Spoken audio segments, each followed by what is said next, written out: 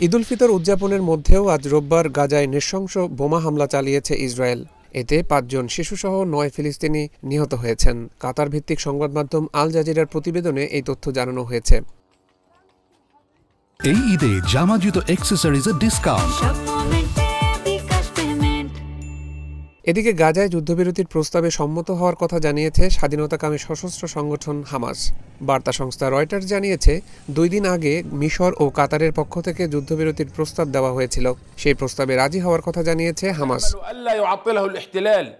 হামাসের রাজি হওয়ার খবর প্রকাশের পর ইসরায়েলি প্রধানমন্ত্রী বেনিয়ামিন নেতানিয়াহুর কার্যালয় জানিয়েছে, যুদ্ধবিরতি ইস্যুতে তারাও একটি পাল্টা প্রস্তাব দিয়েছে। এদিকে খাদ্য সংকটের কারণে গাজায় মানবিক পরিস্থিতি ক্রমশ খারাপ হচ্ছে।